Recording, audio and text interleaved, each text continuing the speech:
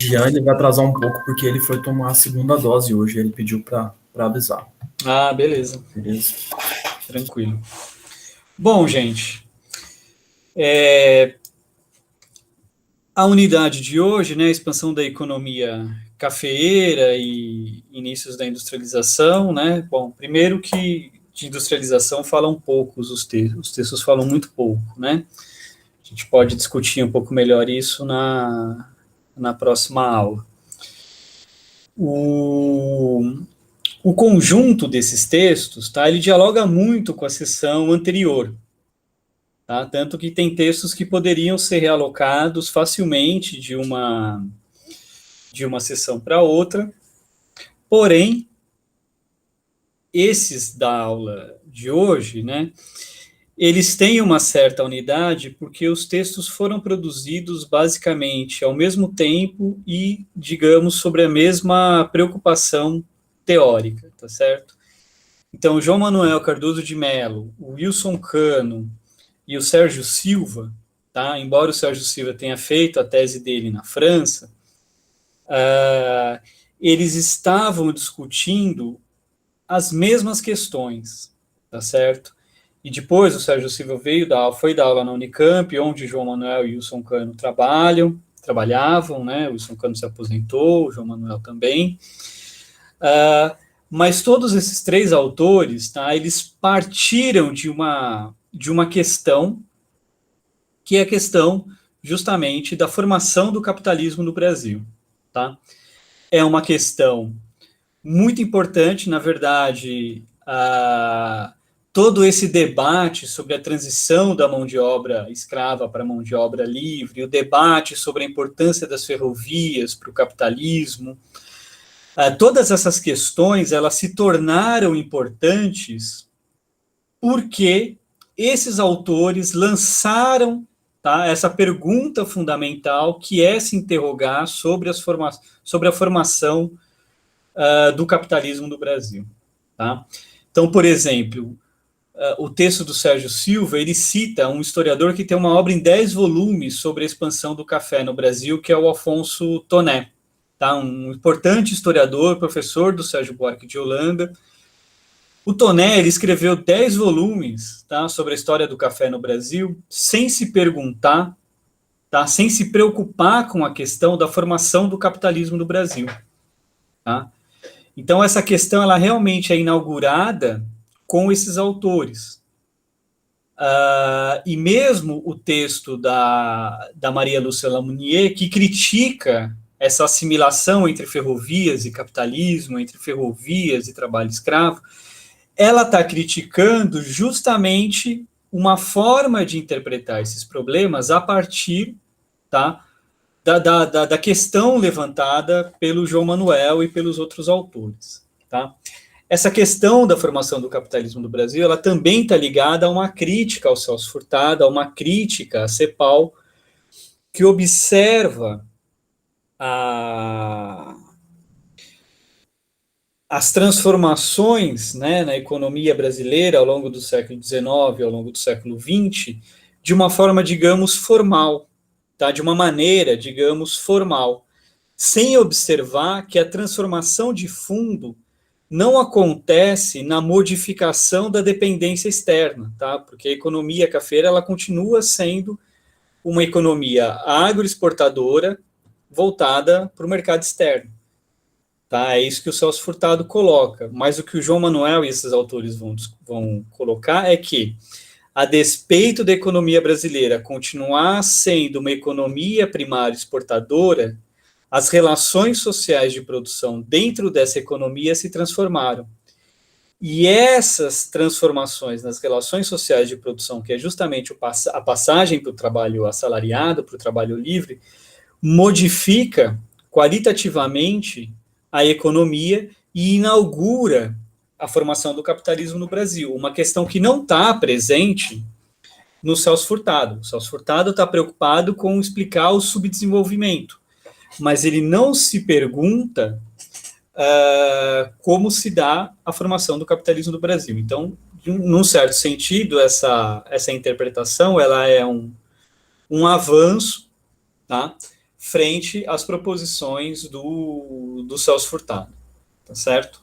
Então, seria mais assim para a gente ter um panorama geral. O autor que talvez problematize um pouco mais essa questão da relação entre a expansão cafeeira e o capitalismo no Brasil é o Flávio Sais, tá? Que vai justamente enfatizar as contradições, né, desse capitalismo, desse grande capital cafeeiro, que não pode ser entendido como um capital que está exclusivamente na produção do café, que tá alocado na cafeicultura somente, tá? Mas que extrapola para outros setores produtivos, e ao extrapolar para esses outros setores produtivos, ele começa a ter interesses que às vezes são contraditórios com a própria produção cafeeira, certo? Então esse, assim, digamos que seja o movimento geral dessa unidade. E aí, bom, quero ouvir vocês, o que vocês acharam dos textos, que percepção que vocês tiveram, e dúvidas que vocês tenham tido também.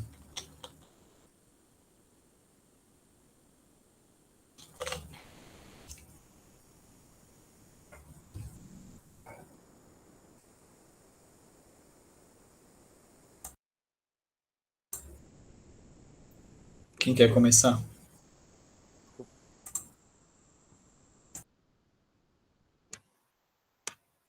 Professor, tá me ouvindo? Boa tarde. Agora sim, Marco, agora estou te ouvindo bem. Beleza. Eu gostei bastante de todos os textos. Eu achei que a perspectiva entre eles tenha sido a do João.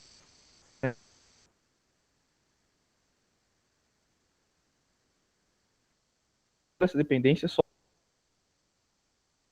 moldes diferentes, Agora né, está pelo que eu cortando, tenho Marco. entendido. Mas uma coisa que me chama a atenção, que talvez ressaltado pelo Sais e pelo Cano,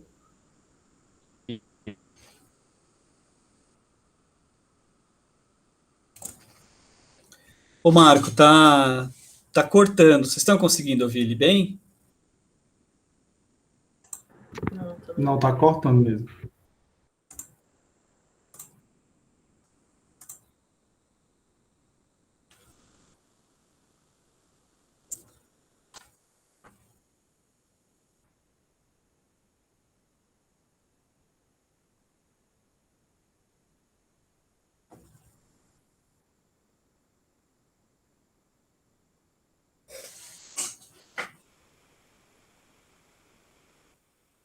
Marco, você quer tentar entrar e sair, talvez? Ver se melhora, não sei.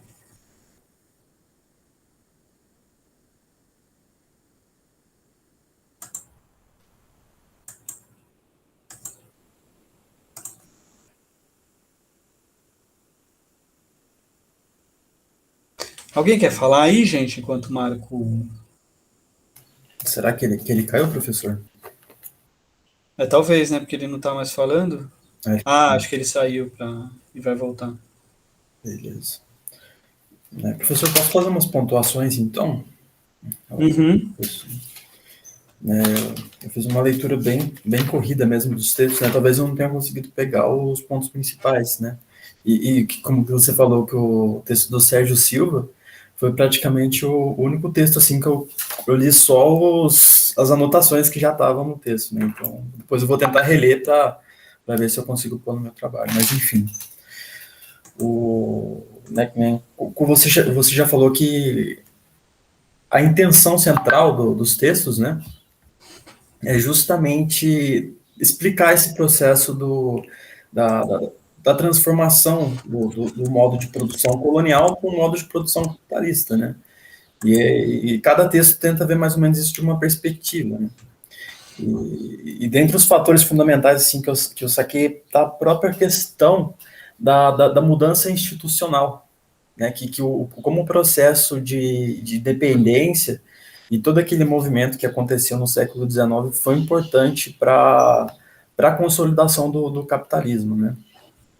E dentro desse processo de dependência, né, do Brasil República, surge o próprio Estado de São Paulo como potência, né, do próprio capitalismo, começando pelo café e partindo depois para a questão da própria industrialização, né? Eu acho que quem fala disso é o Wilson Cano, né? Isso, que ele pega os estados do Sudeste e coloca especificidades de cada um, né? Tanto da questão da agricultura quanto da indústria, né? O Marco voltou. Você quer que eu interrompa ou pode continuar, professor? Ô Marcos, o Danilo começou a falar, aí depois dele você retoma, pode ser? Claro, beleza, professor. Maravilha. Beleza, então, falando rapidamente aqui, né? Aí já o Cardoso de Mello ele traz aquela ideia do capitalismo importado, né? Ele coloca a hegemonia da Inglaterra no contexto mundial e coloca como essas questões da própria Revolução Industrial, como isso condicionou o capitalismo no Brasil, né? Por isso que ele traz esse termo, que o capitalismo ele foi importado para o Brasil, não que ele tenha surgido no Brasil, né? Eu achei interessante esse ponto, né? E ele também coloca que dentro desse processo da transfusão do colonialismo para o capitalismo, o próprio colonialismo ele surgiu como uma frase pré-capitalista, né? Devido àquele movimento de acumulação, né? Aí ele explica a questão do exclusivo colonial. Aí ele fala um pouco também da questão da servidão e da escravidão, até que ele coloca o termo do capitalismo formal, né? Que é a existência de um capitalismo, mesmo tendo uma ausência do trabalho assalariado, né? Como se fosse um capitalismo primordial, né? E deixa eu ver mais. Fala da importância do capital financeiro, né? Ele também parece que ele vai um pouco naquela ideia da formação da economia de subsistência, né? Até que ele coloca assim, que no Brasil há homens, mas o mercado de trabalho está vazio, aí através disso ele já puxa a própria questão da imigração, né? Aí entra em contexto os fatores de produção dentro de uma economia capitalista, e eu acho que os principais trabalhados pelos autores assim foi a questão da terra, né? A terra que era abundante, até que retoma um pouco da questão da Lamonière, que é da lei de terras, né? Como que baratear, né, a produção através da limitação da terra, né? E também fala da própria questão do trabalho, né? Da passagem do trabalho escravo para o trabalho assalariado, né? E como que isso foi importante para o próprio processo de desenvolvimento capitalista, né? Aí também ressalva, né, a questão das ferrovias e qual que foi a importância para isso, tanto para a questão da terra, tanto para o fator de produção da terra, quanto para o trabalho, né? Foi como se fosse coloca as ferrovias, na implementação das ferrovias como um símbolo do processo capitalista, né? E tem uns autores que discordam disso, pelo que eu lembro da última unidade, né? Aí depois o texto do Sais, ele já fala especificamente dessa questão das ferrovias, né? Ele fala da importância das ferrovias não só para a expansão cafeeira, né, mas sim para a diversificação da processo da atividade econômica, né? Então ele já consegue encontrar uma contradição, né? Porque ao mesmo tempo que tem um reforço da economia cafeeira, do trabalho escravo e do próprio colonialismo, essas ferrovias elas também as possibilitam, né, a inserção, aprofundamento do próprio capitalismo, né? Aí ele já começa a trabalhar as questões da economia urbana, da economia do café, que também existe uma certa contradição, né, e do próprio movimento assim do empresariado e do movimento industrial no setor urbano. Tinha uma parte, né, até que ela coloca assim, ele coloca vários nomes, né, de vários empresários, de vários fazendeiros, e como que esses nomes eles apareciam em todos os documentos assim que se referiam às variações, né, de comércio, de empresas, né, da própria produção de café, né? Então dá a entender assim que existe uma concentração dos grandes negócios, né? Então, né, nesse processo de nascimento do capitalismo já se deu em cima da concentração econômica, né, no sentido produtivo, né. Aí, deixa eu ver o que mais que ele fala. Ele fala da ferrovia, a importância da ferrovia, né, da transição do trabalho escravo para o trabalho assalariado, mas isso o autor já meio que pontuou.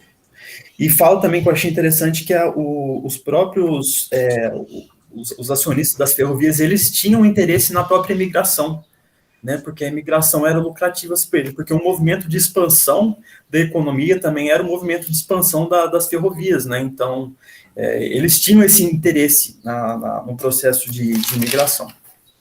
E por fim, o último texto, que é o texto do Silva, né, não vou conseguir falar muito dele, né, mas pelo que eu vi assim, dando uma passada de olho geral, ele fala da expansão cafeeira, né, e como que foi o processo de modernização dessa expansão cafeeira, né, dando que se deu o aumento do capital sobre a questão do trabalho, né, então ao mesmo tempo que o trabalho continuou relativamente fixo, o capital se expandiu, daí veio o movimento de modernização da agricultura, né. E ele também fala dentro desse processo, né, de produção do café, existia várias economias de encadeamento junto, né, como o setor bancário, o comércio, né, as próprias ferrovias e assim por diante, né. E como que a partir desse movimento de encadeamento, né, o capitalismo, ele surgiu pelo meio comercial, né, que os grandes comerciantes ali, ele coloca que os grandes comerciantes, os grandes negociantes, eles impulsionaram o processo de capitalismo dentro da urbanização, né. E depois fala da restrição da abundância de terras, né, que já é um ponto que já foi bem colocado, né, que é justamente pelo controle salarial, né, então existe uma restrição do acesso à terra para não existir fuga para a subsistência, né, e para isso manter os salários baixos. E dentro disso também tem a questão do processo de expansão das terras e qual a importância disso para a acumulação capitalista, né. E por fim coloca que eu vi, né, coloca que existe um capitalismo globalizado que condiciona o próprio capitalismo brasileiro, né, e dentro desse sistema mundializado está a divisão internacional do Brasil. Então, a própria economia brasileira, dentro de um contexto global, ela tem uma função própria, né, e desde o começo da implementação, né, que já conversa com aquela tese do capitalismo importado, que esse processo de importação do capitalismo já condicionou o Brasil econômico nessa função, né, nessa função dentro da divisão internacional do trabalho, né. Então, foi basicamente isso que eu entendi dos textos.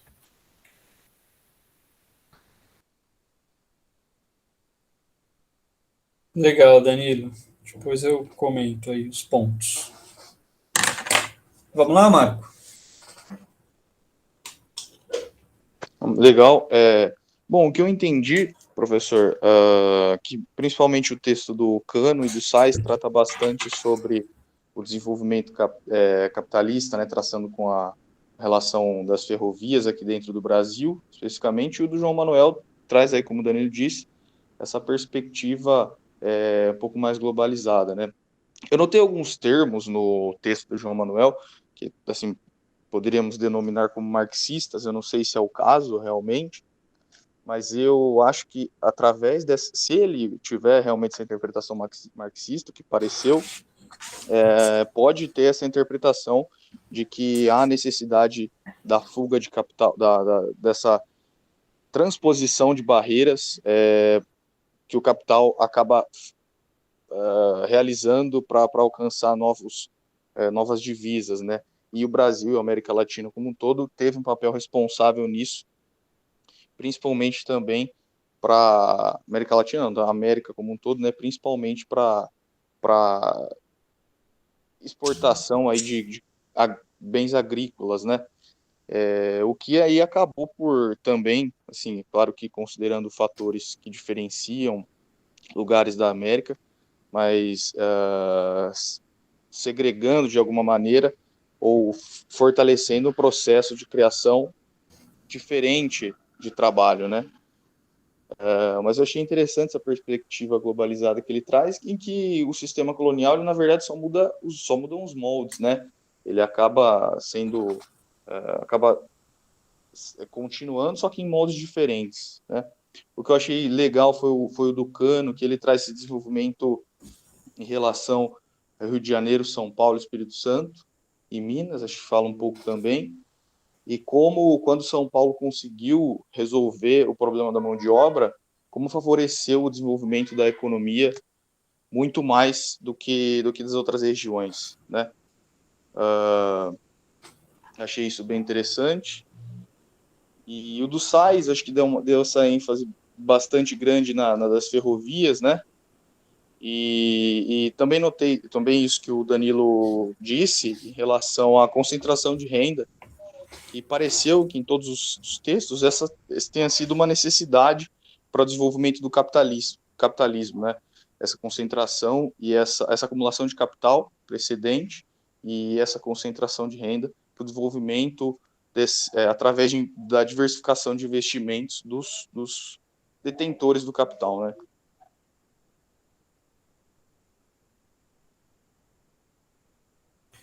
Legal, Marco. Depois eu comento também. Posso falar, professor? Pode, Kelly. Bom, eu comecei pelo texto do Cardoso de Mello, né, que acho que ele dá o início, assim, falando como a economia colonial foi importante para esse acúmulo de capital metropolitano, né, e ele também fala que a produção colonial, ela tinha que ser necessariamente, tipo, mercantil e comercializável, né, porque ela não podia concorrer com essa produção metropolitana. E que também essa produção colonial, ela meio que só existiria se fosse através desse trabalho compulsório. Aí ele também fala de como o exclusivo metropolitano, né, foi importante, foi um mecanismo de extrema importância para que esse excedente produzido, né, conseguisse chegar até a burguesia metropolitana. Ele também, em um certo momento, começa a listar as contradições do capitalismo industrial com as bases da economia colonial, né? E que esse surgimento do capitalismo industrial dá o início, né, à crise das economias coloniais na América Latina. E aí, no caso do Brasil, ele fala que a queda do exclusivo metropolitano e essa formação do Estado Nacional marca o início da crise da economia colonial, mas que também acaba coincidindo com a constituição dessa economia colonial mercantil, né, escravista, nacional, no caso. Aí ele acaba detalhando essa passagem, né, para a economia mercantil escravista, a Feira Nacional, e que acaba que em 1830 já o Brasil acaba já se tornando o primeiro produtor mundial, né? E que o café acabou vindo como o primeiro produto de exportação brasileira e sul-americana. Eu achei isso bem interessante. Aí ele também fala sobre o caráter dessa economia, né, cafeeira, que era apoiada no trabalho escravo, né? E que ele fala também da questão da abundância de terras, que essa abundância de terras acabou sendo muito necessária, né, para o início dessa economia. Aí ele acaba falando da crise também, dessa economia cafeeira, né, que vem com a proibição do tráfico negreiro, que acaba aumentando o preço, né, da mão de obra escrava, e a elevação também dos custos de transporte, né, que veio com acabou vindo com essa interiorização do café. O que eu achei muito legal também que ele falou, acho que é mais para o final do texto, que ele fala como essa abundância de terra acaba travando esse desenvolvimento capitalista, né? Que essa falta, talvez, de mão de obra seja uma consequência dessa economia de subsistência, né? Da criação da economia de subsistência. Aí depois ele começa a falar que a gente começa a avançar e que esse avanço começou com a introdução das ferrovias, era comandada pelo capital mercantil nacional e também apoiada pelo esse capital financeiro inglês, né? Aí, além das ferrovias, ele também fala da indústria do beneficiamento, né, do café, que acaba também poupando o trabalho escravo, né, que acaba indo para os cafezais e tal. E aí ele fala também uma coisa muito legal, que é que as ferrovias e o beneficiamento acabam estimulando a acumulação de capital. E que essa acumulação acaba intensificando o problema da mão de obra. Eu acho que talvez seja por isso que os outros autores acabam falando também como as ferrovias acabaram assim intensificando, estimulando, né, a mão de obra assalariada.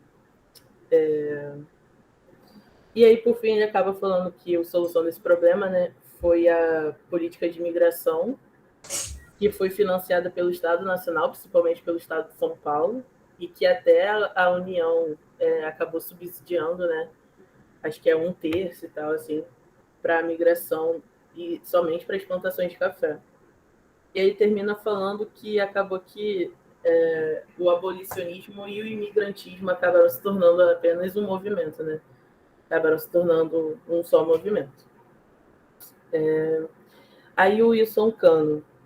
O Wilson Cano, no texto dele, ele fala mais, tipo, das particularidades, né, das diversas regiões cafeeiras, do Vale do Paraíba e tal, de Minas e Espírito Santo, e assim, porque acabaram não se desenvolvendo igual ao complexo paulista. Aí o Marquês de Sás, ele foca principalmente nas ferrovias, na questão das ferrovias, e como a ferrovia foi um elemento fundamental nessa diversificação da economia paulista, né? Que até o crescimento da cidade de São Paulo acaba sendo associado à implantação das ferrovias, que eu acho que ele comenta que os barões de café começaram a residir, né, em São Paulo, e isso acabou intensificando também, ajudando essa diversificação do capital cafeiro, né, que os barões de café não só cuidavam das suas plantações, mas começaram a investir nas próprias ferrovias, no setor bancário, comércio de importações e tal. E ele também fala isso, né, que o papel da ferrovia para essa passagem do trabalho escravo para o trabalho assalariado, que a ferrovia acabou estimulando a expansão cafeeira e o que acarretou um aumento na necessidade de trabalhadores. O Sérgio Silva, ele explica mais as características, assim, desse início do desenvolvimento capitalista, né? Ele fala bastante do trabalho assalariado, das ferrovias, do mecanismo de beneficiamento e tal. Ele também fala dessa burguesia cafeeira, né? Dessa formação da burguesia cafeeira. E ele também fala, tipo, dessa renegociação da dívida externa, né? Que foi o Fund Law, desse processo também de valorização e tal. E no final do texto, o que eu achei muito legal, assim, que foi que ele fala da questão da terra, né? Que como o papel da terra é muito importante, foi muito importante nesse início do desenvolvimento capitalista. E o que ele fala, assim, que é da transformação do capitalismo e da constituição da economia mundial capitalista, que acaba resultando nessa questão da abundância de terras. E que como depois, com o desenvolvimento, a questão da terra acaba ficando em segundo plano, né? Acho que foi basicamente isso. Legal, Kelly.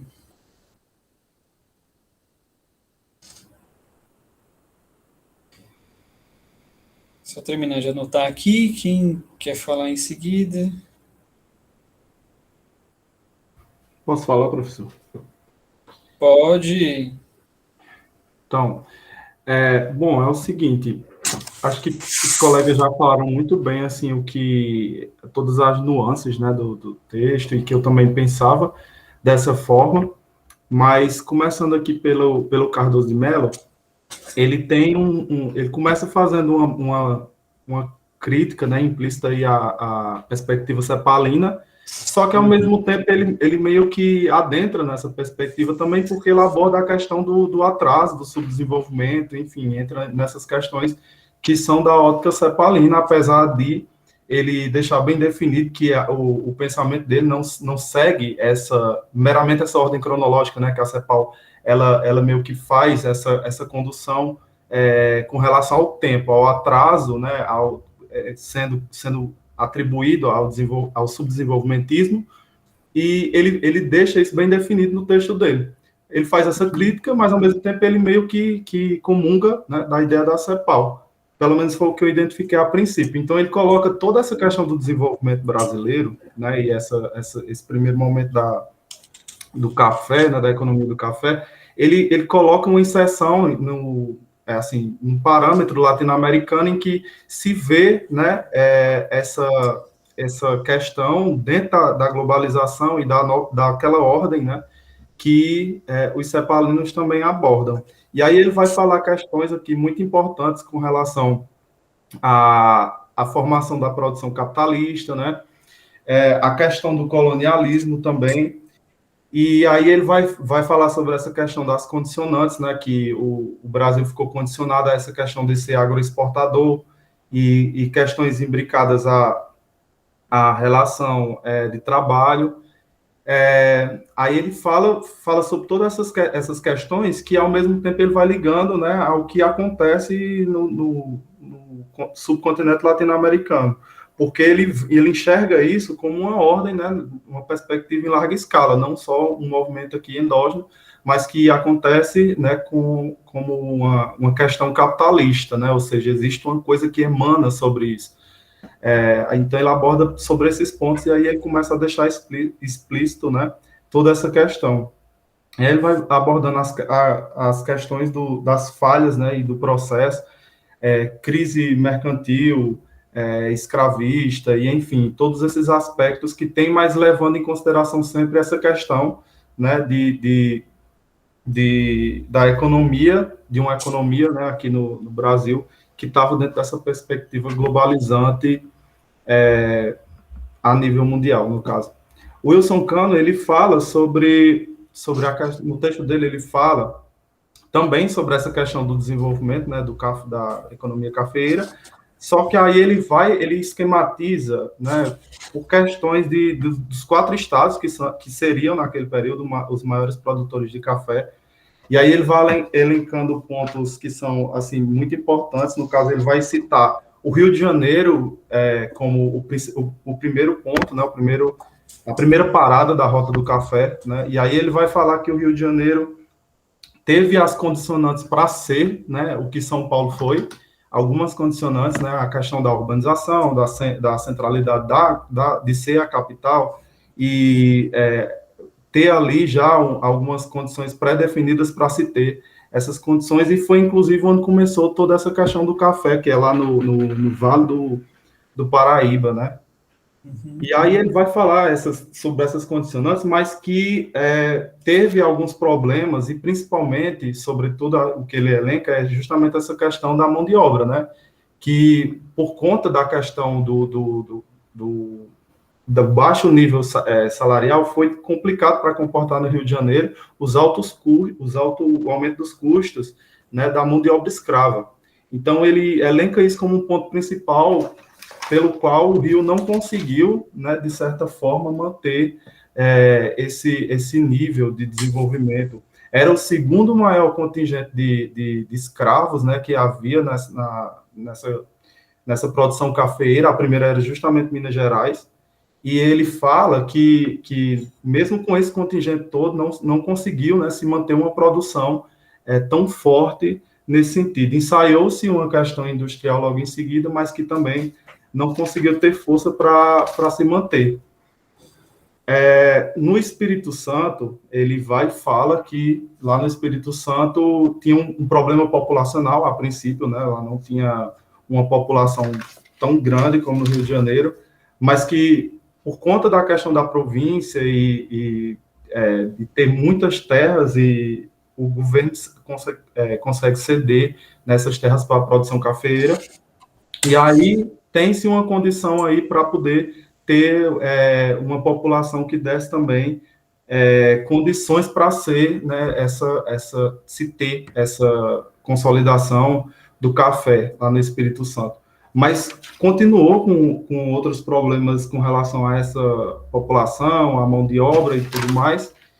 E Minas Gerais, né, que também teve todas as condicionantes para se ter esse crescimento e tudo mais, também não conseguiu, né? Também não conseguiu manter a questão do café, assim como São Paulo não conseguiu, quer dizer, por conta também de outras questões. Inclusive ele faz até uma indagação do porquê que Minas Gerais tinha um contingente tão grande de escravos e não conseguia, de certa forma, manter, né, o nível de produção.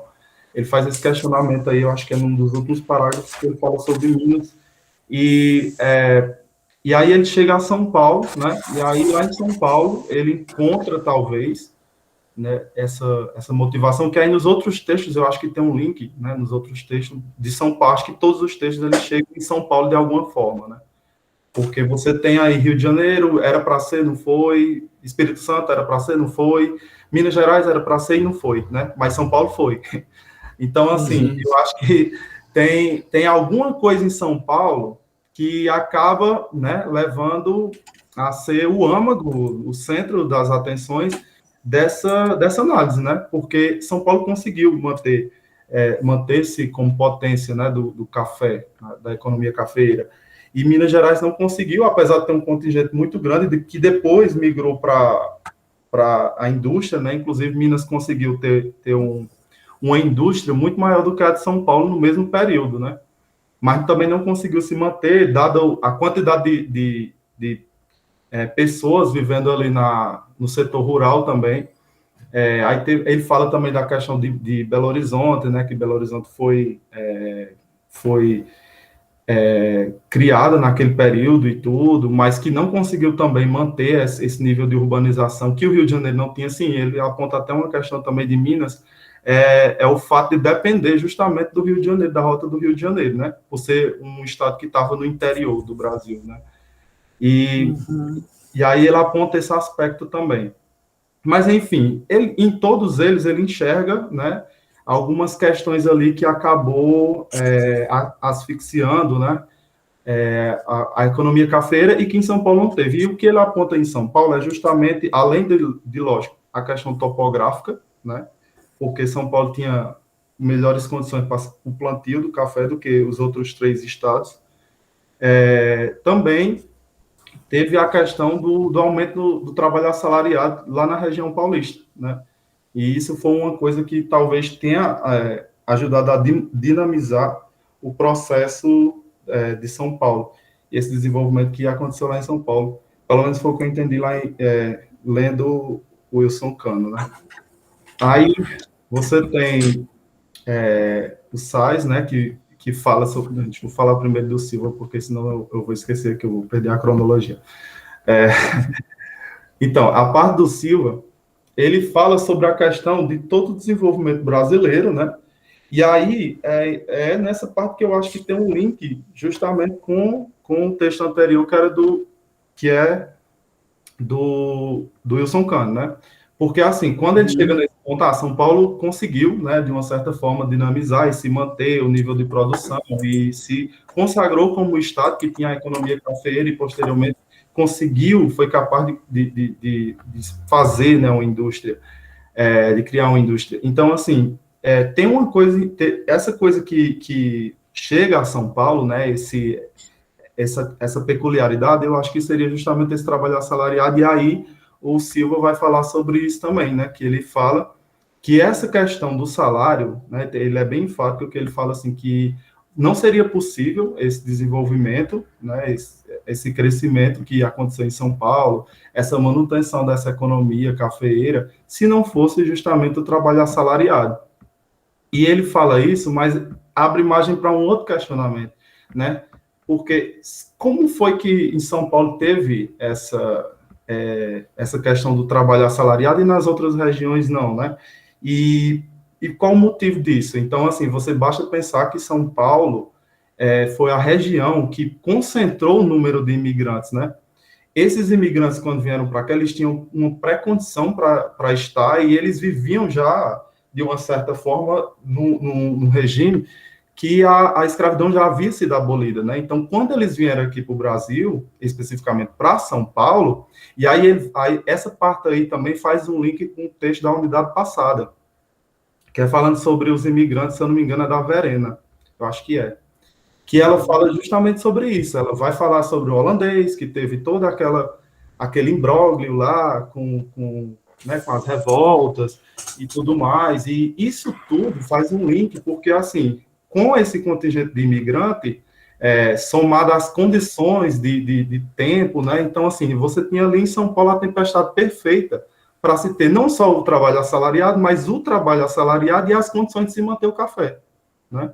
Eu acredito que foi uma soma de fatores, entendeu? Então, ele vai falar justamente sobre isso, sobre essa questão da imigração, dessa concentração do fluxo migratório em São Paulo, e, consequentemente, por conta disso, né, teve-se esse aumento da mão de obra assalariada, impulsionando toda essa dinamização da economia local naquele período, lá no estado de São Paulo, né?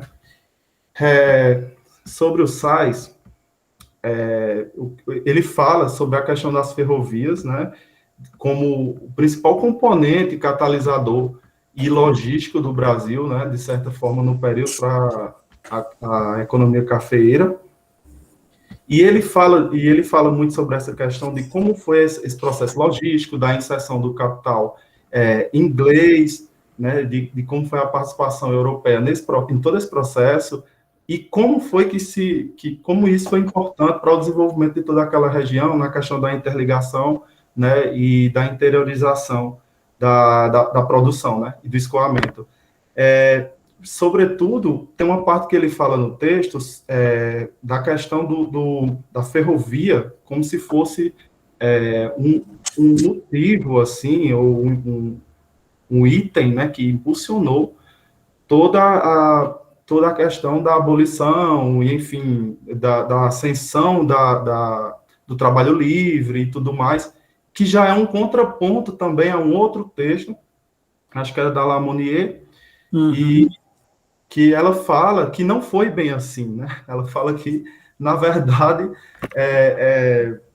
houve sim a questão da abolição, enfim, mas que isso não estava atrelado às ferrovias. Muito pelo contrário, havia trabalho escravo nas ferrovias, né? Ela falava isso. E ele vem e fala que as ferrovias impulsionaram isso. Na verdade, foi e não foi. Foi e não foi. Foi porque, de certa forma, em São Paulo existia uma situação específica em que talvez a ferrovia, sim, foi um componente, né, com uma variável que estava ali e impulsionou essas questões. Ou seja, toda a questão da consolidação desse cunho logístico que se tinha, e que em São Paulo, especificamente São Paulo, com a mão de obra imigrante, né, e com aquela questão toda da subsistência paulista, né, que aconteceu naquele período.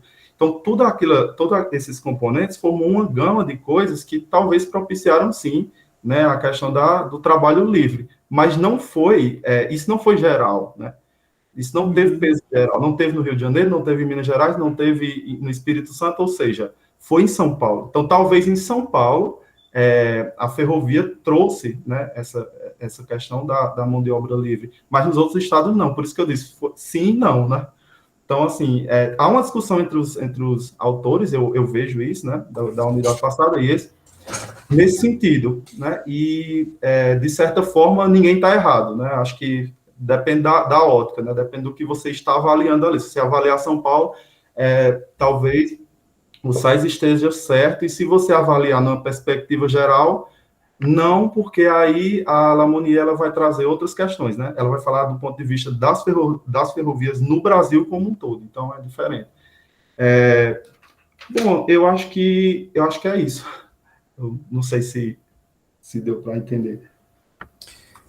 Deu sim, Arlindo, muito bom. Depois eu vou comentar bastante coisa. Professor, pode falar lá? Pode, Adalberto. Eu vou... Só um minutinho. Rapaz, apertaram a campanha de casa aqui agora, cara. Brincadeira, viu? Dá licença rapidinho, viu, professor? Que só tava com minhas crianças aqui. É só um minutinho, tá? Tá bom.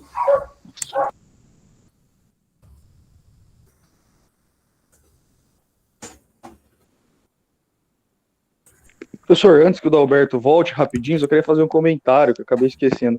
No SAIS, eu acho que fica bem claro essa que parece ser uma constante do Brasil, essa capacidade da população que domina o processo econômico também tem interferência na política aí, né?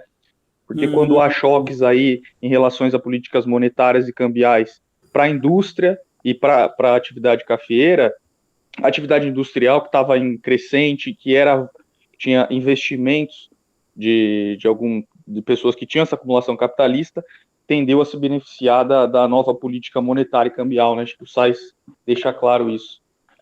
Acho que é até legal a gente discutir algo relacionado a isso depois. Parece ser uma constante no Brasil, né? Quem domina a atividade econômica domina a política.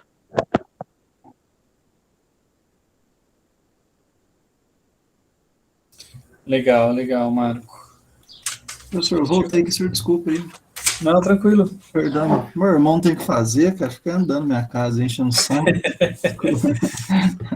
Ele toma café, ele tá louco?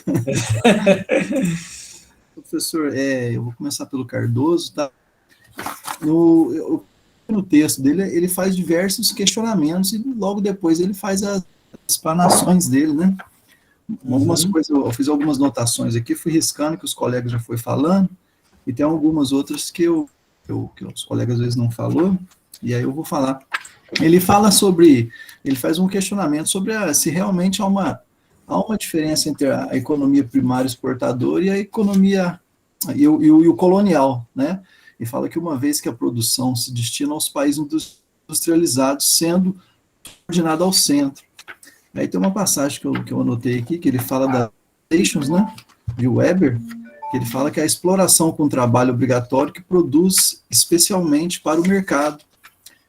Eu vi no texto que ele também faz uma crítica à CEPAL, né, que teria como ponto de partida a problemática da industrialização periférica.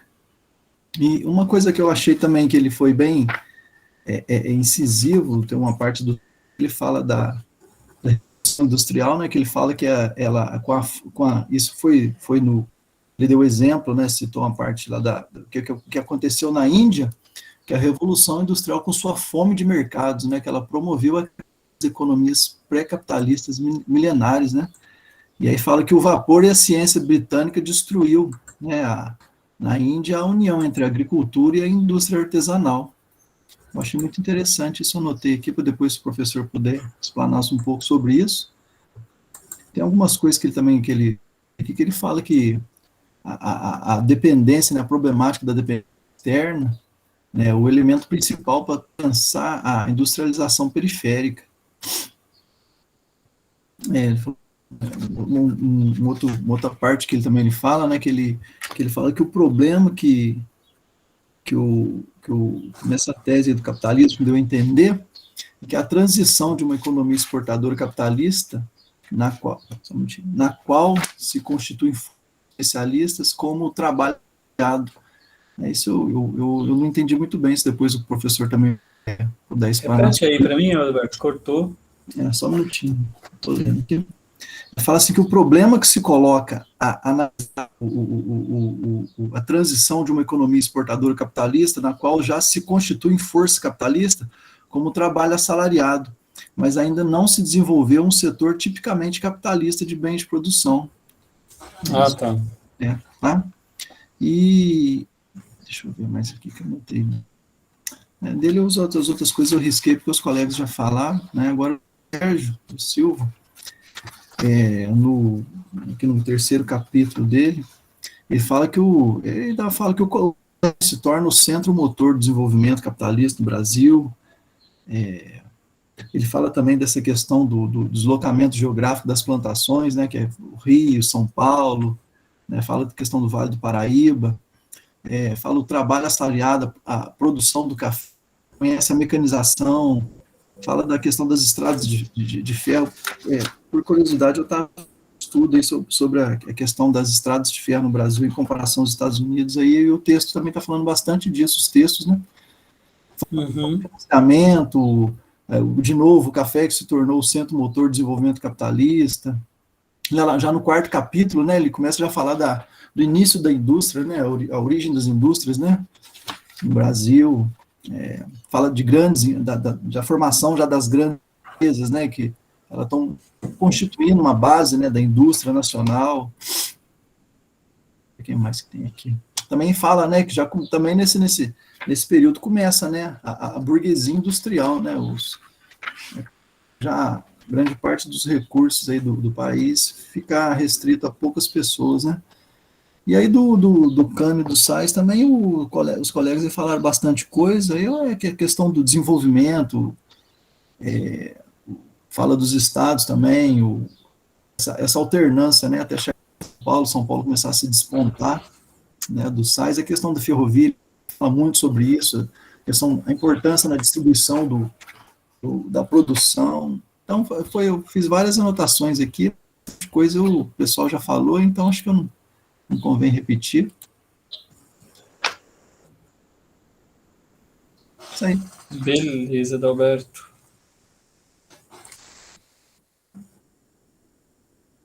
Jean, quer falar alguma coisa? Professor, bom, boa tarde aos colegas aí. Boa tarde. Bom, cheguei atrasado, eu não sei se eu vou me repetir em alguma coisa aí. Fiz os grifos aqui dos textos, eu não consegui passar para forma de anotação aí de forma mais clara. Talvez pode ser que eu confunda um texto com o outro, mas, bom, algumas coisas me chamaram a atenção, assim, né? Isso, eu tomei a segunda dose lá. Isso. Daí assim, dos textos, né? A primeira coisa que me chamou a atenção, né? Até brinquei com o pessoal aí, que foi o caso, a primeira vez no texto que eu vejo falar do Espírito Santo, né? Gente, não vou falar nunca do Espírito Santo, né? Nem em jornal, nem nada, nem texto, né? Daí finalmente apareceu o Espírito Santo, alguma coisa, né?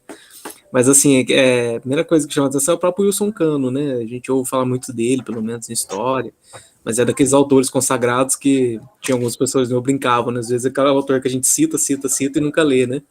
E o Cano eu sempre vi várias vezes ele em texto e tal, e nunca tinha lido um texto dele, né?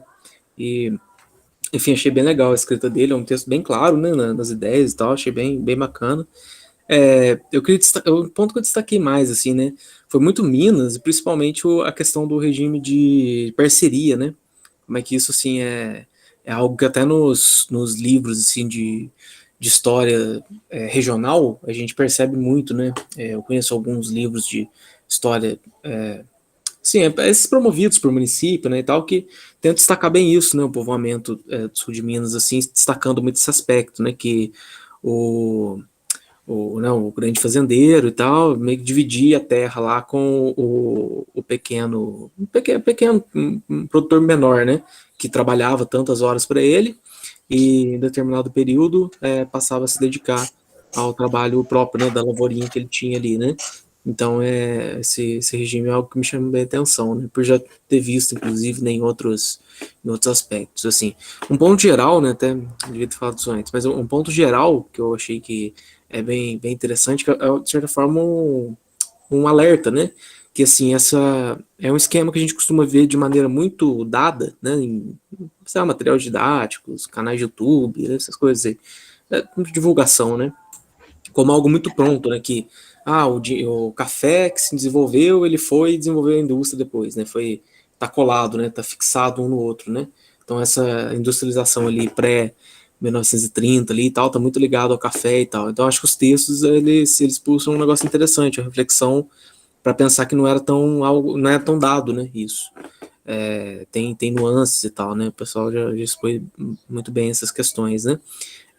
Realmente essa questão das ferrovias, o Arlindo falou aí, né, a questão da comparação, né, da Maria Lúcia Lamounier com o texto do Sais, é o Sais que fala da ferrovia, né?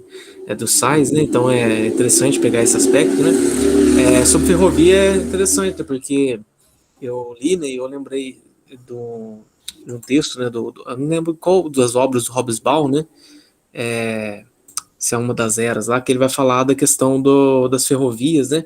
Como que a ferrovia ela faz parte de um certo imaginário também do século XIX, né? De desenvolvimento, né? De aquela questão, o homem domina a tecnologia é o meio pelo qual ele domina a natureza e tal, uma coisa meio nesse sentido assim simbólico também, né? Então eu percebi um pouco essa força ali, e ele tem esse olhar, né? Muito voltado para essa formação, né? Do mercado, né? De trabalho ali, então. E com relação ao as opções, o outro, o que eu li por último, né? O que é o do Sérgio Silva, né?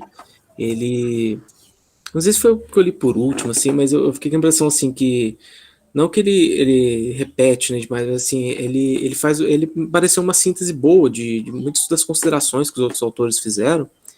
Nesse sentido, eu fiquei pensando, né, ele foi o último, daí eu fui lendo, legal, esse aqui, eu acho que eu já li isso no outro autor e tal, né, fui vendo isso, então é um ponto interessante, né. E o João Manuel, né, Cardoso de Mello, que eu acho que é a leitura aí mais assim, ampla, né, mais sistemática. Assim, professor, não sei se eu fiz uma consideração correta, mas me deu a impressão que o João Manuel, de certa forma, ele ocupa o espaço nessa unidade que o espaço que o Alencastro ocupou naquela de escravidão, sabe? Me deu um pouco essa impressão, né? Parece que ele é como se fosse a grande leitura do negócio, né? Enfim, então é um livro que é bem importante, né? O Capitalismo Tardio é um livro que eu li eu estava mais no final da graduação, então eu usei um pedacinho dele no meu TCC, que foi mais o segundo capítulo, né? O que vem depois, que ele trata da industrialização, né? Restringida e pesada, né? Que ele usa, né? Daí ele vai trabalhar, e eu lembro que na introdução, o Beluso, né? Que acho que foi o orientador dele, né? Chega a comentar, né? Que a publicação quase a contragosto do autor, né? Porque ele não estava muito afim de publicar e tal. E assim, as obras, né, que já eram veiculadas entre os estudantes, né? Porque, segundo ele, desde a defesa, né, já era uma tese muito, muito importante, assim, né? Tanto que ele, não sei se eu inventei da minha cabeça isso depois, mas eu tenho a impressão que eu teria que o Beluso até dá uma importância a ela no sentido dela ter, não sei se usa a palavra estabelecido, mas assim, firmado muito bem a pós-graduação lá da Unicamp, né? Dado bem então ele dá muito valor mesmo a essa obra, né, e tal. Ele fala até que, né, isso que eu ia falar, né, que foi perdendo a cor, né, as edições que foram sendo reproduzidas e tal. Ele falou, vamos publicar isso aí, né, assim, vamos deixar perder, né, enfim. Mas a perspectiva dele, assim, né, mais ampla e... Bom, sobre a questão eu acho que ele é o que mais me deu essa impressão dessa crítica a esse esquema pronto, né, ou seja, só o café e já veio a indústria e tal, né, então acho que ele coloca mais questões no meio disso, né, demonstrando que esse esquema dado, ele não pode ser visto assim, né, de forma tão pronta, né, e tinha umas coisas também que eu tinha, conforme eu tô lembrando, eu vou comentando, que eu acho que agora eu vou.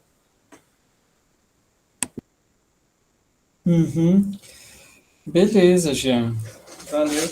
Pois eu não tinha lembrado que foi o Beluso que orientou, porque eles têm a mesma idade, na verdade, e eles fizeram as coisas tudo juntos. Eu preciso até rever depois. Tem a entrevista dele, né, naquele Conversas dos dois, né, no Conversas com Historiadores Brasileiros, Conversas com Economistas Brasileiros.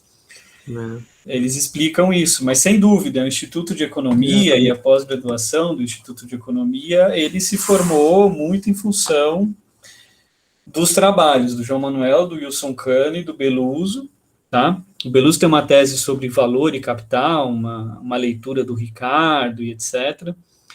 Mas essas três teses, na verdade, elas formam meio que um conjunto, e aí a gente pode acrescentar a do Sérgio Silva, né? E depois as duas teses da Conceição Tavares também, tá? Que é a tese de doutorado e a de livre docência, que é sobre acumulação de capital na indústria, tá? Então, isso daí é um ponto importante, tá? O do Wilson Cano não é esse texto, mas é o livro dele, importantíssimo, que chama Raízes da Concentração Industrial em São Paulo, né, que é o livro onde ele critica, inclusive, a tese do Furtado de que era preciso uma política de desenvolvimento para o Nordeste, porque o Centro-Sul estava se desenvolvendo às custas do Nordeste. E aí o Wilson Cano vai dizer que essa ideia ela não pode ser pensada dessa forma, porque Nordeste e Sul não são dois países diferentes, mas é o mesmo país. Então, essa relação entre os dois ela é funcional. E, enfim, é uma tese muito importante. Professor, posso, agora que você falou dessa parte de região, posso só lembrar uma coisa que eu andei. Tem algum autor, que agora não vou lembrar o nome, que ele vai trabalhar justamente com a ideia, acho que é o Cano, né, que fala da questão de que Minas tinha as regiões, as suas sub-regiões muito bem definidas, e elas eram muito separadas, né? Não eram muito interligadas, né? Eu não lembro qual desses autores mais importantes chega a chamar Minas de mosaico, né? Minas é um mosaico e tal. Eu não lembro qual autor importante, assim, chega a citar isso. Bom, na verdade, essa reflexão do Cano, né, sobre por que Minas Gerais não teve um avanço capitalista, né, lembra muito aquele texto do João Antônio de Paula, né, que a gente leu também, que fala sobre Minas Gerais no século XVIII, né, sobre o ouro, mas que também se pergunta, né, a relação entre a modernidade e o atraso, né, de Minas Gerais. Mas a gente retoma um pouco isso. Eu quero, os comentários de vocês são preciosíssimos, eu vou discutir um a um, mas me chamou a atenção muito em especial. Eu acho que o Arlindo leu os textos com uma pergunta aí de fundo que ele interrogou todos os autores, e eu não sei se ele está satisfeito com a resposta, porque todos os comentários do Arlindo foi no sentido por que São Paulo, né? Por que São Paulo e não outros lugares, né? E não Minas Gerais, não Rio de Janeiro. Tá certo, Arlindo? Estou não satisfeito não com a resposta, porque, assim, de uma certa forma, eu tenho uma perspectiva mais bairrista, sabe, do Nordeste. E por que São Paulo mesmo? Eu fico nessa, sabe? Brincadeira, não, assim, não, sabe? mas todos os autores são bairristas também, né? E com certeza, e tu falou você falou aí dessa questão do financiamento do Nordeste com relação ao Sudeste. A gente estuda isso numa disciplina de Economia do Nordeste, especificamente na universidade que eu vim, né?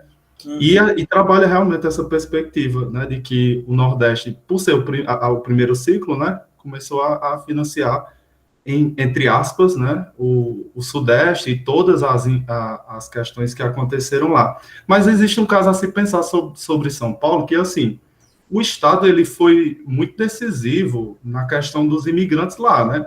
Então, não resta dúvida de que não que o Estado ele tenha sido negligente, especificamente com o Nordeste, ou que tenha sido isso alguma coisa consciente, né? Acho que a grande confusão é essa, acho que não foi consciente. Eu acho que o Estado ele acabou sendo negligente com a região Nordeste, sim, né? Mas de uma maneira inconsciente. Eu acho que acabou que o interesse era desenvolver de alguma forma, e se a perspectiva era essa, e também teve a questão da plutocracia, né, que na verdade aqui no Brasil sempre foi presente, né, e São Paulo acabou sim se despontando por conta dessas questões, mas assim, não foi algo ardiloso, não foi algo consciente, não é dessa forma que eu penso, entendeu? Entendi. Nesse seu curso, vocês leram o Chico de Oliveira, o Francisco de Oliveira? Professor, nem lembro, porque foi tanta coisa que a gente leu. Tá.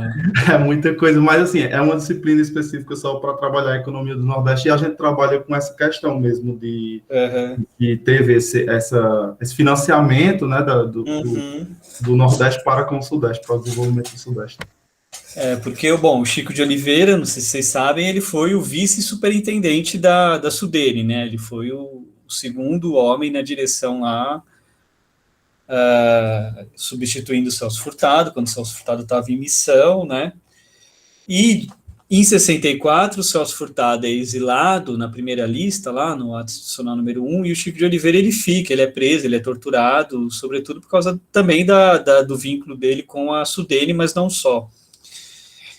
E depois, na década de 80, o Chico de Oliveira ele escreve um dos textos que eu acho mais incríveis sobre a SUDENE, sobre desenvolvimento regional e sobre como pensar o desenvolvimento regional numa perspectiva marxista, que é um livro que chama Elegia para uma... Ele faz um trocadilho, região ou religião. O LI está entre parênteses. É um livro, assim, muito interessante, ele, inclusive, também refuta a tese do Furtado de que automaticamente havia exploração do Sudeste do Nordeste pelo Sudeste, mas isso foi construído dentro dos interesses de classe, e aí os próprios industriais e coronéis do Nordeste entraram num certo acordo funcional através do qual eles tinham lucro com essa forma de industrialização que estava ocorrendo no Centro-Sul. Mas, enfim, não é muito o tema, mas só mencionar que é um texto sensacional.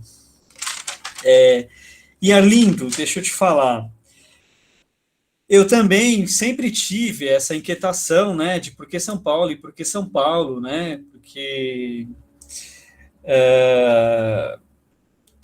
é preciso explicar, né, quem olha São Paulo, quem olha o Brasil em 1930, 1940, percebe, né, São Paulo é o principal estado industrial do Brasil, tá, então isso aconteceu, isso já é um fato, mas é preciso explicar.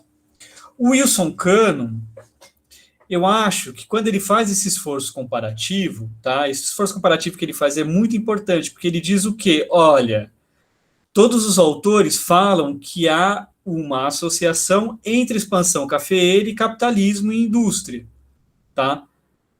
Só que ele fala, isso não é dado, por quê?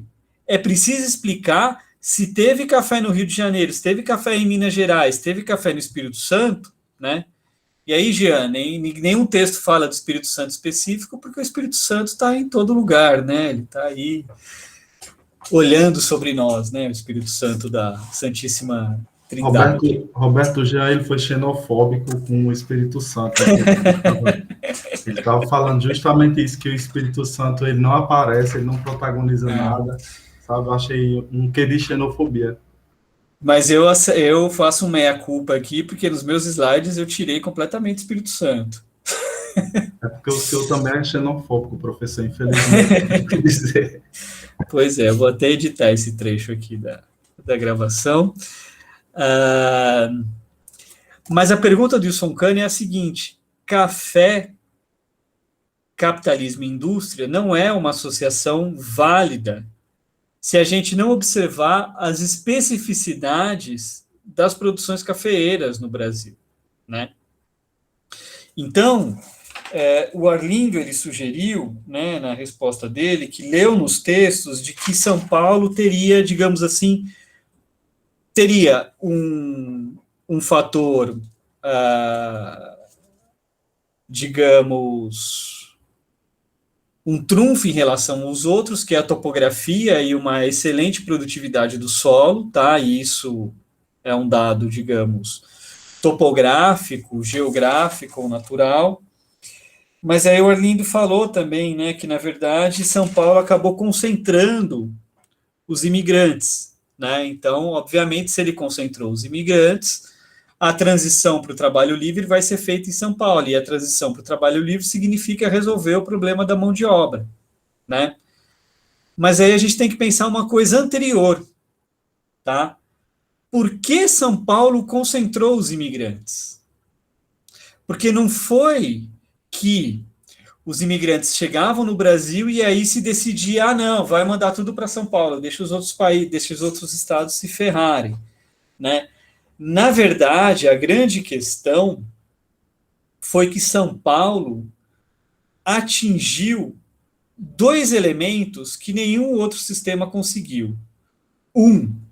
Elevada lucratividade, tá? Elevada produtividade, porque o Rio de Janeiro tinha café, o café estava espalhado, mas o café deixou de ser produtivo nas décadas de 70 e 80, porque as terras estavam gastas, porque era mais difícil você implementar técnicas de melhorar de produtividade por causa dos solos, né? Então, isso foi diminuindo a produtividade do Rio de Janeiro. Tá? E dificultou também a implantação dessas inovações tecnológicas em Minas Gerais, porque era um solo semelhante, tá? Um solo ali nas serras. Mas o segundo fator fundamental para São Paulo não era somente a melhora de produtividade, mas foram fatores, digamos, institucionais que permitiram que São Paulo realizasse uma acumulação de capitais, tá certo?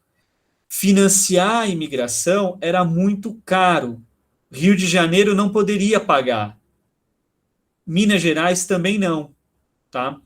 Essa acumulação de capital em São Paulo, muito provavelmente ligada à elevada produtividade das terras novas, tá? Foi o que garantiu esse papel primordial para São Paulo, tá certo? Porque São Paulo, ele tem altos lucros, mas esse lucro não é pulverizado, como aconteceu em Minas Gerais, tá? Qual que foi o problema de Minas Gerais? Minas Gerais tinha o maior contingente de escravos, mas Minas Gerais não tinha capital, tá certo? Não tinha acúmulo de capital. Então, a forma de resolução para o problema da mão de obra se deu nisso que o Jean falou, nas parcerias, tá? Num arranjo produtivo na qual essas grandes propriedades, na verdade, eram propriedades que tinham diferentes regimes e que, na verdade, operavam numa escala menor, tá? Diminuindo a concentração de capital. E aí entra um outro fator, que é justamente Minas Gerais depender de sistemas de escoamentos do sistema de escoamentos carioca e depois paulista, tá? Então, uma parte dos lucros não ficava em Minas Gerais, ficava com quem controlava o setor de transporte, portanto, o Rio de Janeiro e São Paulo. Então, isso também dificultou a acumulação de capital, tá certo? Então, eu acho que são esses dois fatores, tá, que explicam. Claro que esses fatores, eles têm elementos, digamos, geográficos, a produtividade do solo, mas tem fatores também, digamos assim, históricos, tá? No sentido de que São Paulo, ao se apropriar de terras livres, de terras devolutas, né, pôde, ao mesmo tempo, ir criando, né, a partir de 1860, um sistema de transporte e pôde ir acumulando capital. E aí o fato de São Paulo não ser uma nação, não ter o desenvolvimento urbano e industrial do Rio de Janeiro, acabou concentrando os lucros somente na produção cafeeira, tá certo? Então, isso é uma coisa que o Celso Furtado fala, né? Até o começo do século XX, não se tinha mais onde investir dinheiro senão em café, tá? Então, isso também garantiu aí uma certa concentração de capital em São Paulo. Diga, Jean. Assim, professor, só lembrando essa parte também, tem um texto do Rafael Marques, que é professor da USP, ele analisa o café, tá na coleção do Brasil Imperial, né? Daí ele relaciona uma coisa em São Paulo também que eu acho interessante, que ele compara tipo, o tipo de exploração do solo no Oeste Paulista, né? E o do Vale do Paraíba. Então ele fala que da fase do Vale do Paraíba, o fato da mão de obra escrava, né? A exploração do trabalho do escravo na lavoura de café no Brasil se deu de uma maneira muito mais intensa do que em outras colônias, né, da América. Então ele compara que o escravo brasileiro ele tinha que dar conta de 6.000 pés de cafés dia, uma coisa assim, enquanto que por exemplo, o haitiano era 2.000. Então, assim, era muito maior, a taxa, né? de exploração. Isso, a taxa de exploração. E como é que fala? Feitor, né? Agora fugiu o nome. O Feitor. olhando. Isso. Ele ficava olhando, né? Então, a própria forma de plantio do café, ela visava mais assim, a capacidade de vigiar o escravo, né, do que o próprio cuidado com o solo.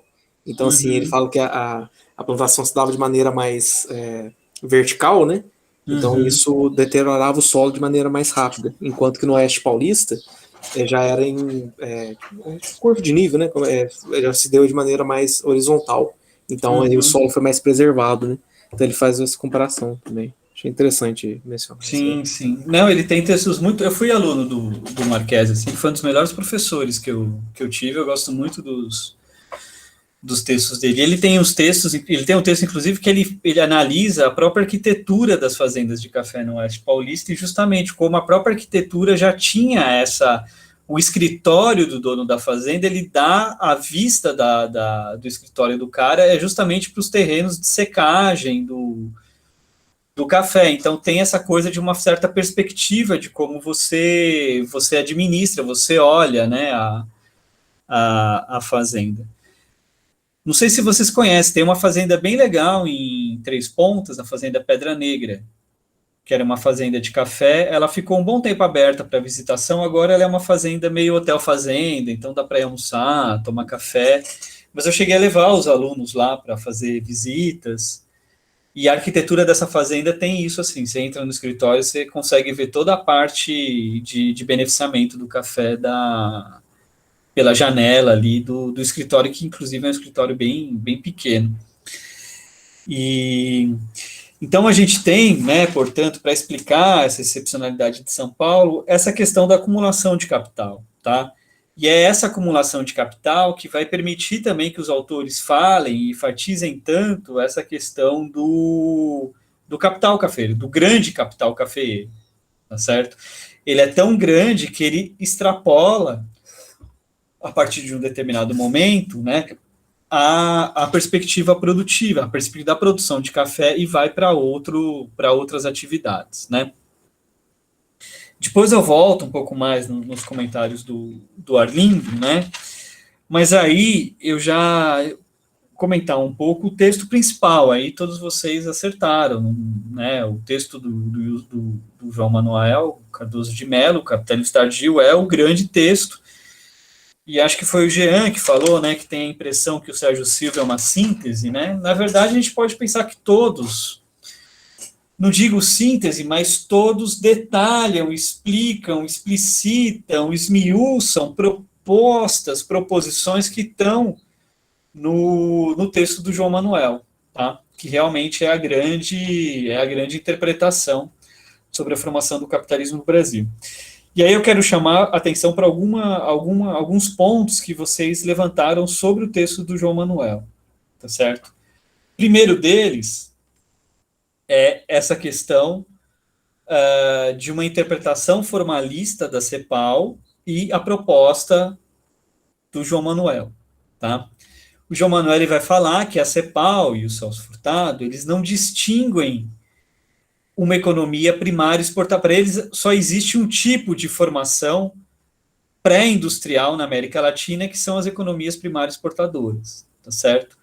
O próprio Celso Furtado, a gente vai ler, né, não sei se a gente já leu, mas tem um trecho onde ele fala, olha, a economia brasileira só deixa de ser uma economia colonial a partir de 30, quando você tem a crise do setor exportador e você tem o surgimento de um mercado interno, tá?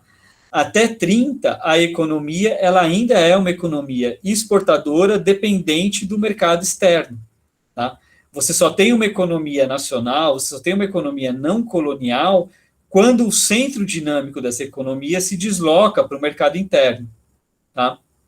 O que o João Manuel vai dizer é o seguinte, olha, o problema de você pensar toda a economia subdesenvolvida como primária exportadora é que você perde de vista algo que é fundamental, que é o quê? É o surgimento de relações sociais de produção capitalistas. Que ele marca isso onde? Com o surgimento do trabalho assalariado. Tá?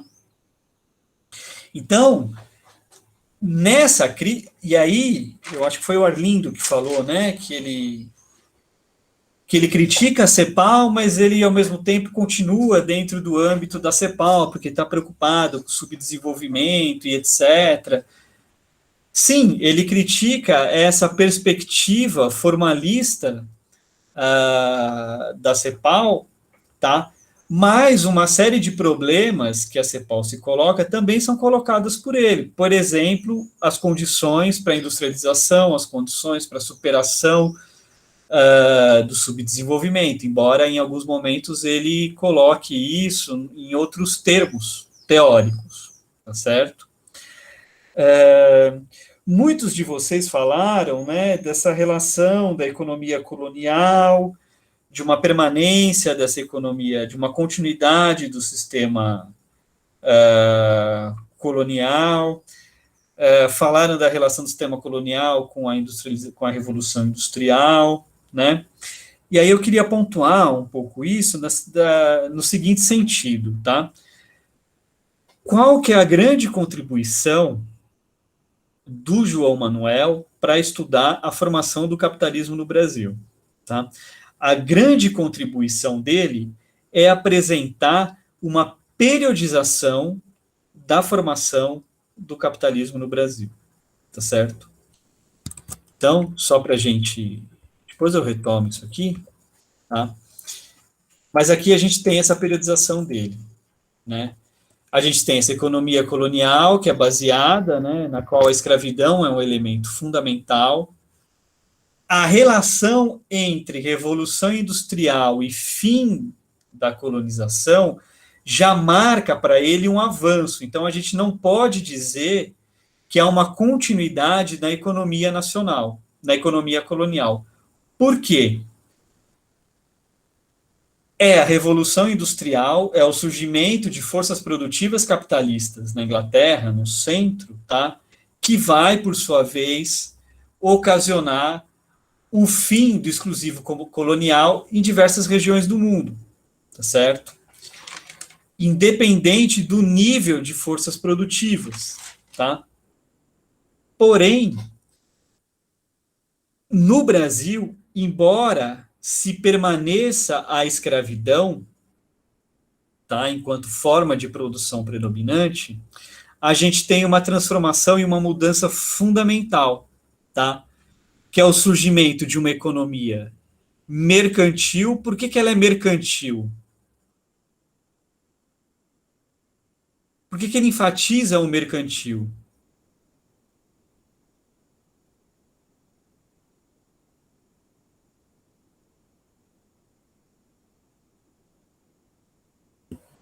Teria a ver com a questão... Agora eu pensei naquela capitalização que ocorre, mas isso é mais para frente, né? Seria a questão do mercado...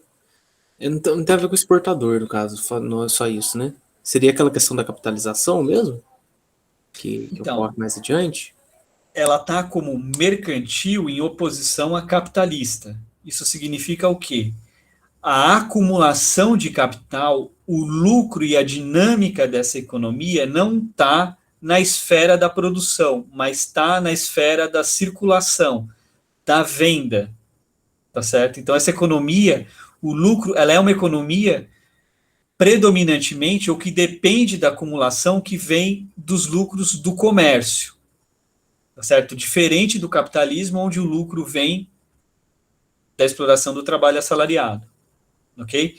Então, a gente tem uma economia mercantil escravista, cafeeira, tá? Porque o mercado e o comércio está ligado à exportação de café nacional. Tá? Nacional está se contrapondo à colonial. Tá certo? Por quê? O Estado Nacional é um elemento fundamental aqui. Tá? E aqui ele está retomando o Celso Furtado. Por quê? Ele vai dizer num determinado momento, né? Você tem um capitalismo internacional, tá? A forma de inserção do Brasil no capitalismo internacional não é uma forma de inserção completamente subordinada, mas ela é mediada pelo Estado Nacional. E aí a gente retoma justamente aquilo que a gente discutiu no Celso Furtado. O Estado Nacional garantiu a expansão do tráfico até 1850. O Estado Nacional fomentou a economia cafeeira para essa economia cafeeira implementar, obter um espaço muito grande como fornecedora de café no mercado internacional. Tá? Então, não há uma continuidade entre sistema colonial e economia nacional. Há uma continuidade em ser uma economia mercantil escravista, mas ela não é mercantil escravista colonial, ela é mercantil escravista nacional. Tá certo? Então, esse é um ponto importante aí para a gente entender do texto do João Manuel.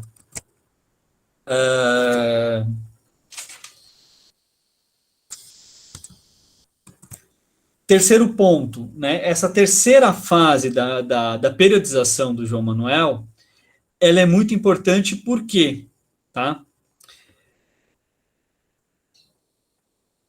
A formação do capitalismo no Brasil, tá? Ela não é uma formação, digamos, linear. Tá?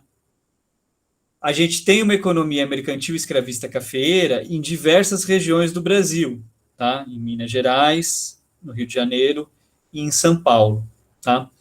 A formação do capitalismo no Brasil se dá unicamente quando uma região consegue superar os entraves que essa economia mercantil e escravista coloca. Tá? Porque a grande questão aí para o João Manuel, qual é? A escravidão permitia e limitava a produção cafeeira. Onde que a escravidão limitava? Ora, ela limitava porque se dependia cada vez mais de uma mão de obra que estava desaparecendo. Ela limitava porque a economia escravista funcionava com um sistema de transporte que era antieconômico, que era anti-acumulação, tá? Ela limitava porque a ausência de mão de obra e o encarecimento dos transportes impedia que se ocupassem terras mais distantes. Tá certo?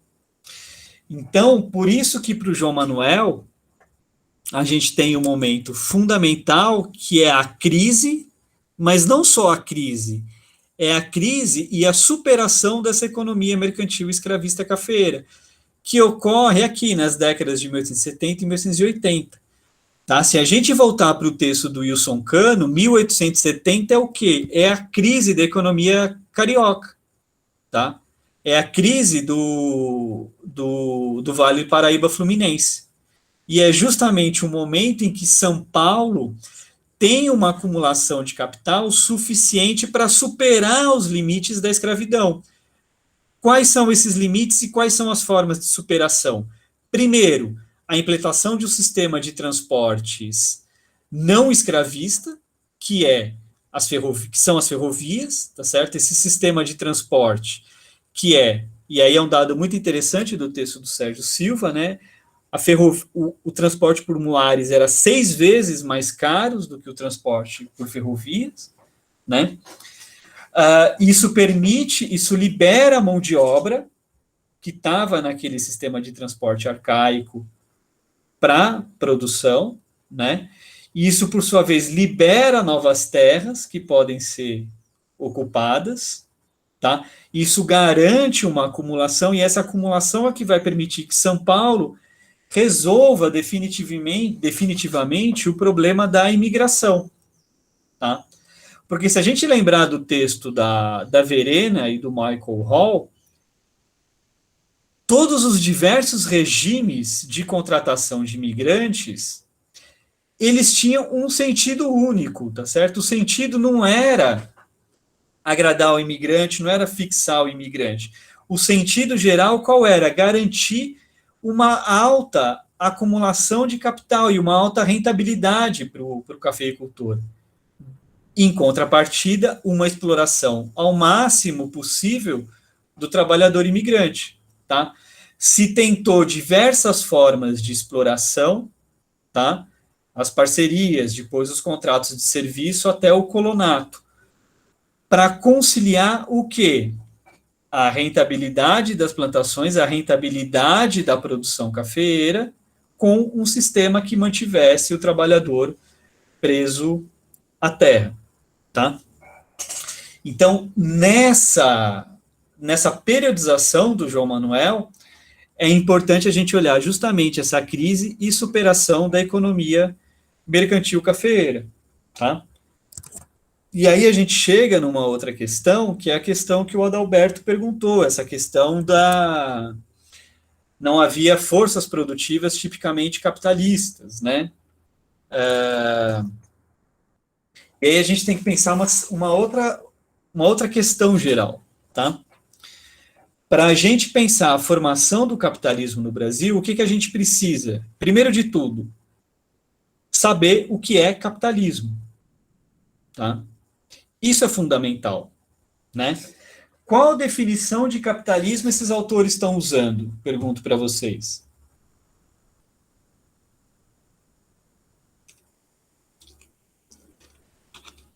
Como que eles definem capitalismo?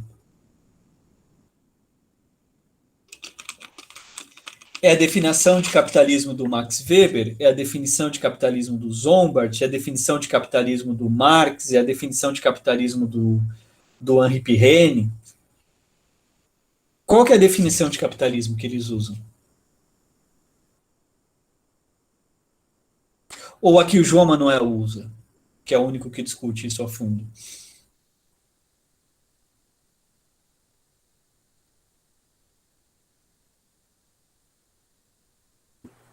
Pensando isso que o senhor falou um pouco antes, um ponto anterior, né, sobre a oposição do mercantil para não usar capitalista, né, o nível da produção, ou seja, se pensar o capitalismo a nível da produção, remete bastante a Marx, né? Uhum. Assim, E como que o Marx define o capitalismo?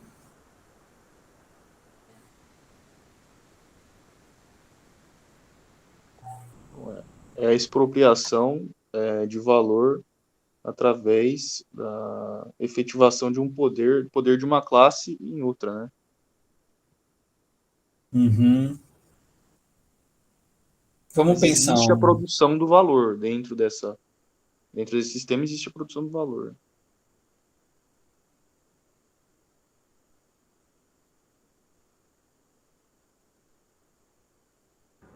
A separação dos meios de produção do trabalhador.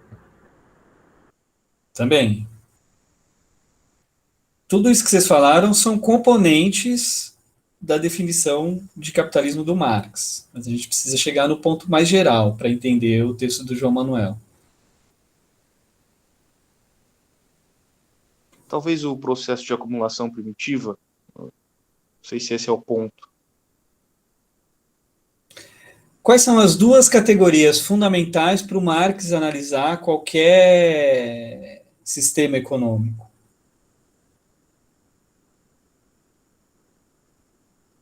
Produção e circulação? Não. Seria capital e trabalho? Também não. Tudo aí tá junto. tem a ver com a luta de classes, de algum jeito? Não.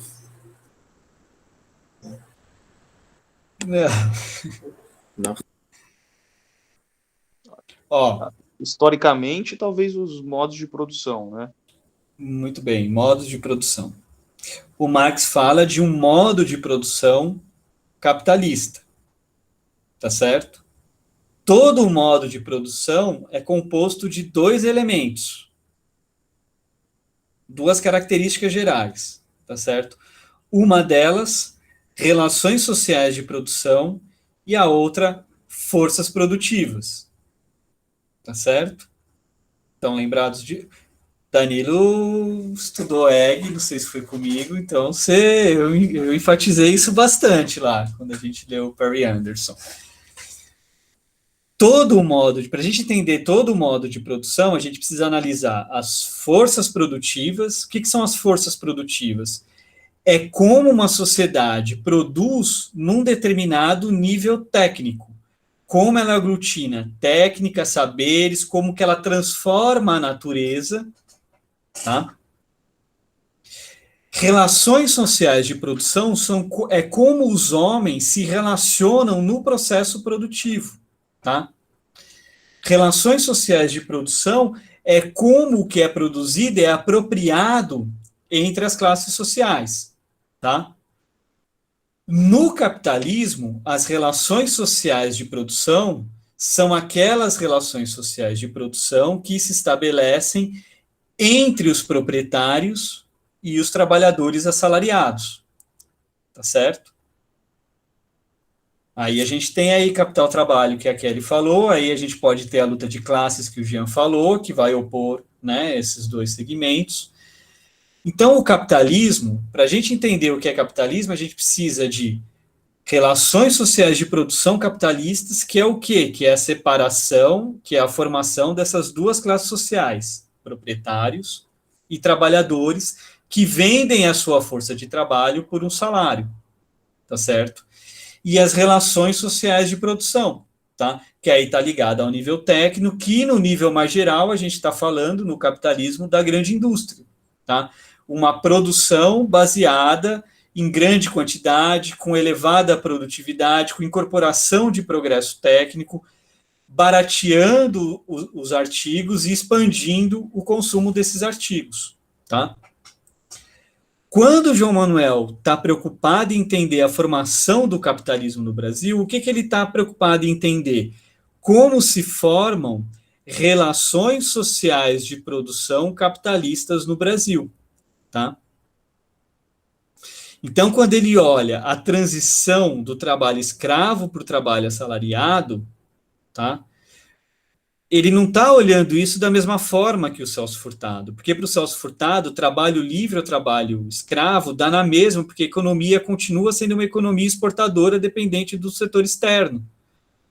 Para o João Manuel, quando a gente tem essa modificação, a gente tem o quê? O surgimento do capitalismo no Brasil, porque a gente passa a ter relações sociais de produção capitalistas. Tá claro isso? Mas relações sociais de produção capitalistas não são suficientes para a gente ter capitalismo plenamente desenvolvido no Brasil.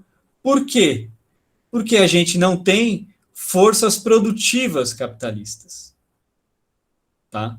A gente não tem a implementação de uma indústria, a gente não tem uma dinâmica econômica que é dada, que é puxada pela indústria. Tá?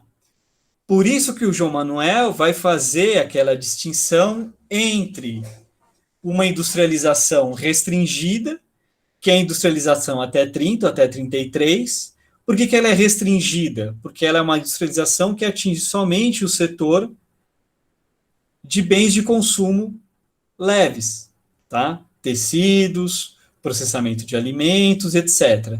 A gente só vai ter uma industrialização pesada e o surgimento de fato e a implantação do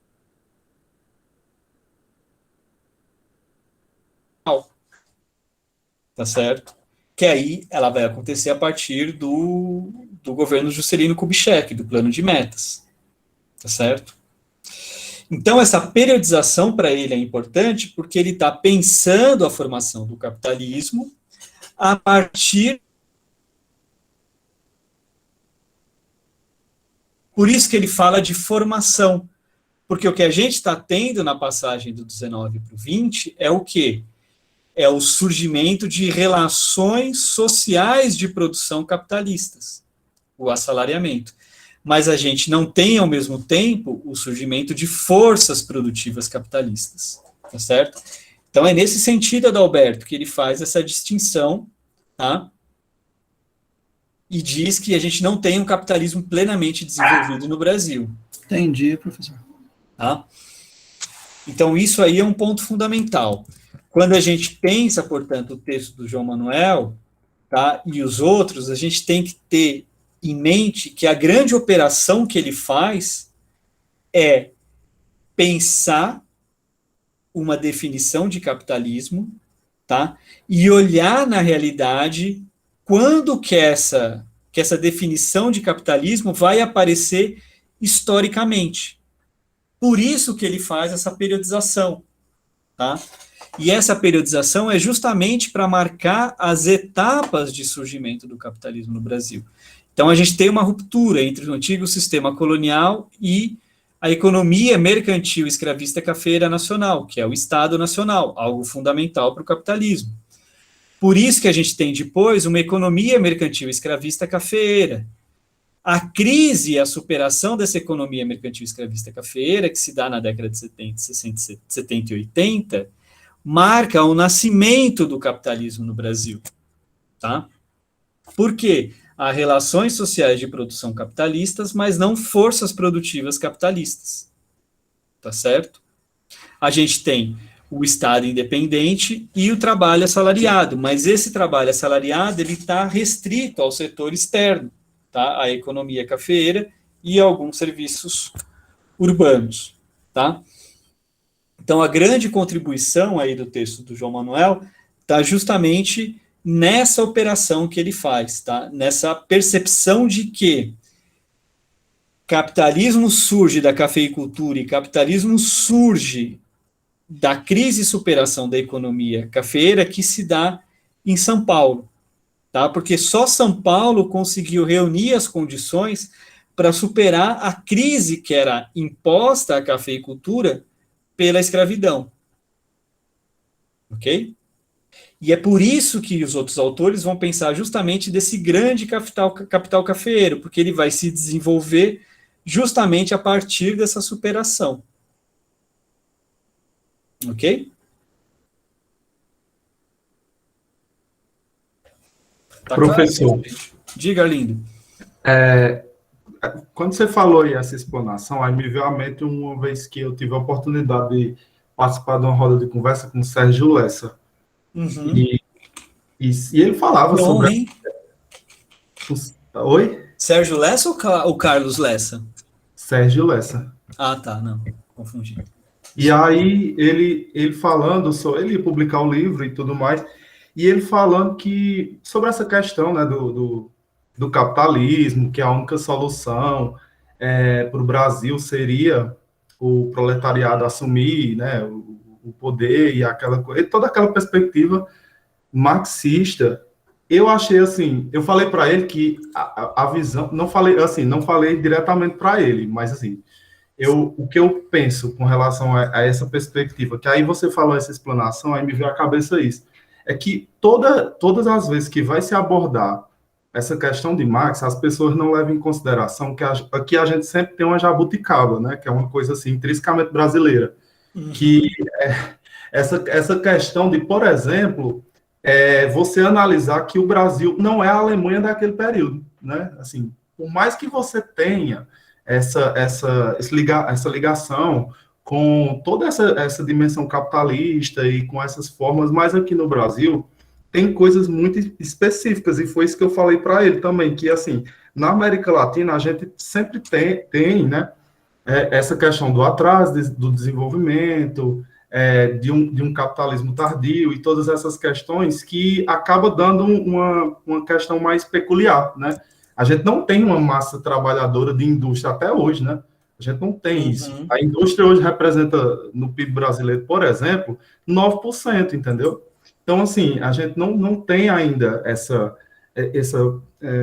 indústria capaz de criar nanotecnologia, de dinamizar tudo. A gente não tinha, né, naquele período, e a gente não tem até hoje.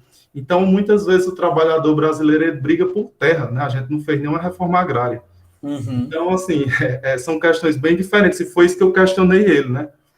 E, assim, ele falou que essas questões de luta que a gente, às vezes, pauta aqui no Brasil, querendo tirar um governo, na época a gente estava no governo Temer, e ele falou sobre isso, que essas lutas que a gente não ia adiantar de nada, porque a solução seria o proletariado assumir o poder, né, e ter toda essa questão. Aí eu falei para ele que isso aí era uma perspectiva muito, pelo menos ao meu ver, muito eurocentrada, né? Porque você vai trabalhar com a perspectiva de Marx, da Alemanha daquele período. E aqui a gente tem muita coisa, e aí, quando você foi falando, eu fui vendo, né, que a gente tem muita coisa que é muito específica aqui da América Latina, né, para poder chegar nesse processo. Pelo menos é o que acho, né, não sei. Não, sem dúvida, e mesmo hoje em dia, nos países centrais, não se pensa mais numa revolução proletária, né, nos moldes da que se pensou na década do século XIX e do começo do século XX, né, até a Revolução Russa, né, o marxismo, ele está sempre se interrogando, né, então o Mao lá teve que teorizar como que você faz uma revolução camponesa sem proletário antes de ter indústria, né, enfim, Cuba, né, que faz uma revolução também com bases no campesinato, né, e hoje em dia se pensa muito nessa questão do ecossocialismo, né, a revolução ela tem que partir de novas formas de se entender de lidar com os recursos naturais, etc., né.